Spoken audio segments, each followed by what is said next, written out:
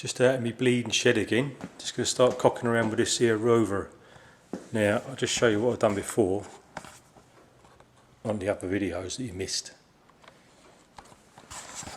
So up here is the intercooler, which is off a Dickie Dirt's Escort,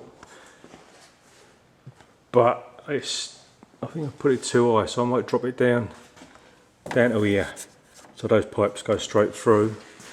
Then the pipe's going to go through that hole there and then up through there, and it's a real pain in the ass, and then come out up there somewhere, then shoot up and should connect up to the mass airflow sensor thingo and into the plenum, and then this side goes through there, same sort of route round there, and it'll go up to the pressure side of the supercharger, right up by the see? But it's a right freaking pain in the arse, and there's going to be so many bleeding pipes.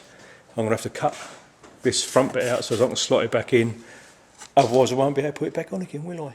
Right, what I've done is I've taken that panel off the front of there, and zoom out, so I've got rid of that for a minute.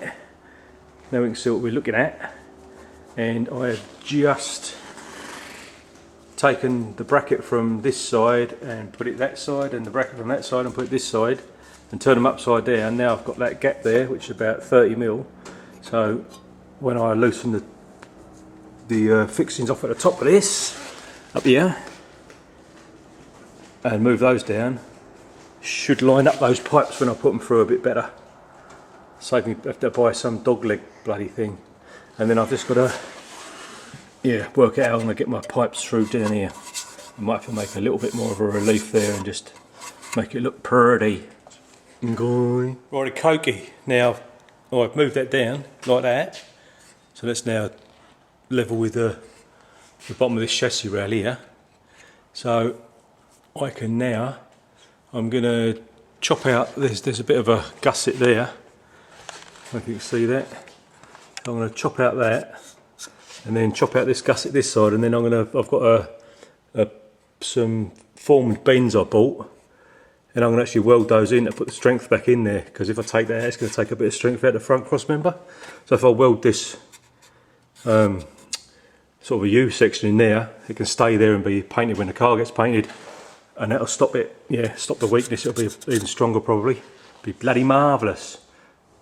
Well, hopefully you can see this, because my camera thing is absolute shit. It'll probably fall over. But just to cut these pipes, because I haven't got my big disc cutter at the minute. I haven't got a new disc for it, so I've only got my normal grinder. So what I'm going to do to cut it straight is going to put some masking tape, nice wide masking tape around there like that, and that'll give me a better idea where to cut. It should be square and all. Once tape meets up, which it does, that means I've got a pretty square, a nice square cut like that. It's a pain in the arse to turn my radio off, and I like having my music on, but if you leave it on YouTube, you get some ass saying they've got the rights to it and blah blah blah, the Anus Brothers or some shit. So I had to turn it off. Not good in here with having music on. Bollocks to it.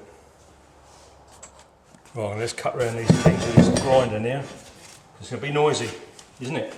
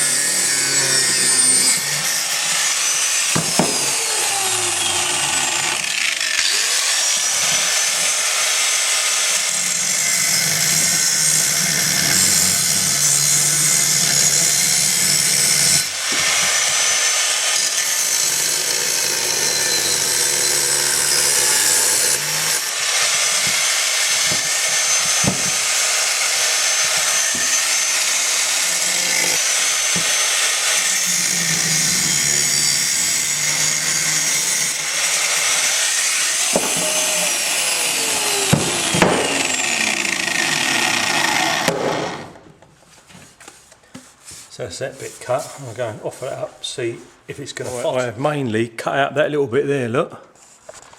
So that, now straight through there like that. I've just marked up here. I've got to take that bit out as well. And then this pipe here is going to go like that, and there'll be a flexible joiner there. And then I'm going to come up here with a, come out and then a 90 up towards the intake there. So it should work out bloody nice, especially if that's welded on it. It'll save me a load of grief. And then just got to do the t'other side, isn't it? Coin a phrase like a glove, and that go right up in there like that, and you won't even be able to see the bloody thing once I've made covers for where the fog lights used to be, because we don't really get any fog in New Zealand, to be fair. So it's a waste of having stupid lights there, isn't it? But that'll be mint, so I shall weld that in there. Actually, I'll cut a piece for that first. I might just tack it in place. I'll tack it in place, and then that'll hold it, and then I can make that other piece up there. Sounds like a plan, Stan. Sounds like a plan. Well, that's now tacked in place. So I've got a nice gap there for a flexi coupling there for it. And now all I've got to do is work out this bit in here, which is going to go up through there, past that Range Rover thermostat thingo, and probably up here actually, straight up in front of the serpentine belt there, out of the way. And that'd be bleeding marvellous, won't it? And then sort this side out. But it's actually easier than I thought it was going to be. I thought it was going to be a real prick. But it's gone in there nice, look. Proper job. Just had a thought, so that bit I was going to weld to there. I won't, because that is long enough to get a joiner on. And I can connect the next bit of pipe to that then with a flexi. Up and through. And that means I can weld this bit in properly now, so I might as well weld that in. Can't say glued, because people with no sense of humour go, glued, what the fucking hell, man? But you know, I mean, weld it in, you prick. Anyway, gonna weld that in. Right, well, I think I've got that pretty good. I got most of the way round. Can't get the torch right up the top, but it's in and it ain't gonna fall out, that's the main thing. Now what I've got to do is rinse and repeat on the other side, side 2. So I just marked around the pipe there roughly, so that's going to be roughly in line with the inlet on there. I'll cut that out, then I'll offer the pipe up and then cut this side out, and then do the same as that, just weld it in. So as the other pipe will fit on there with a joiner somewhere, yeah, around here, then there'll be a small piece of flexi, and then steel pipe up to there, and another little flexi, so as it's all take in and outable, because everything's got to be in and outable, otherwise it'll be a pain in the arse to get off. Right, it's both of them cut out.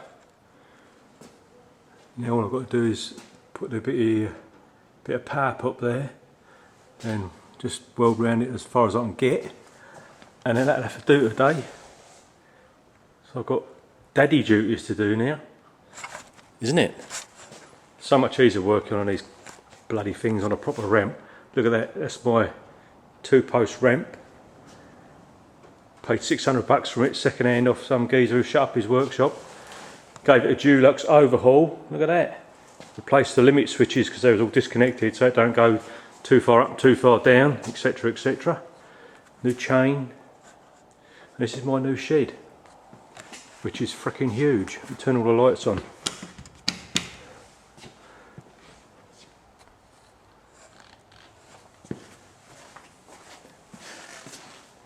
That's full of crap at the moment, and it's for crapping eventually, hopefully, you know, or pissing. Big bench there.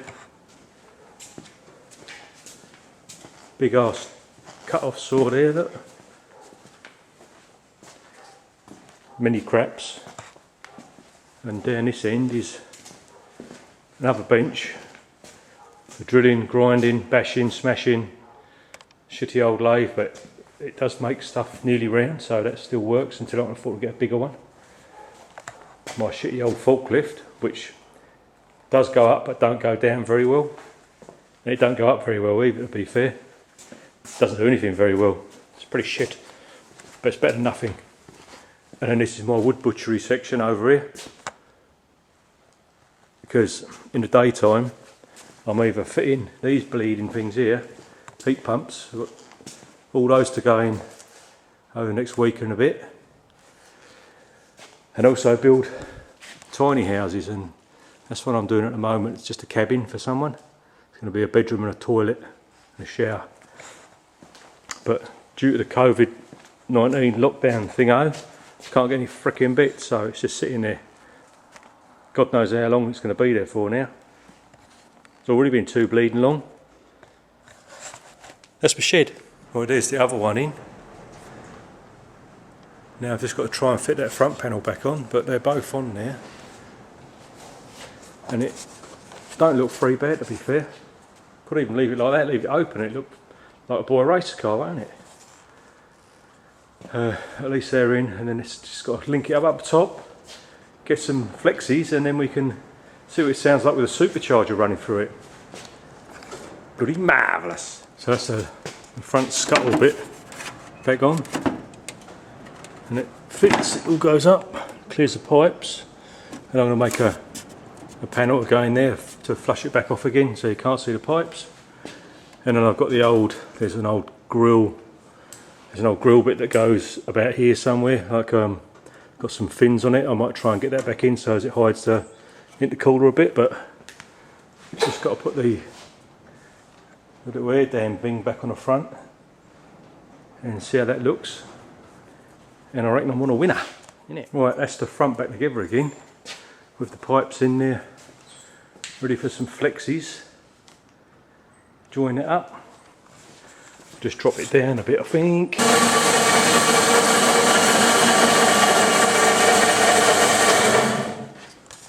Now let's see down here, we've got a pipe down there and a pipe right down under there with these other bits and bobs. Where I was there, a bit there. So hopefully I've got enough of these bends and straights to, that'll go there somewhere, then another bend up to there to meet up with that little follow bar, and then 90 down there and pretty much straight up for another flexi, and that will meet up with that follow. And we'll have an induction system.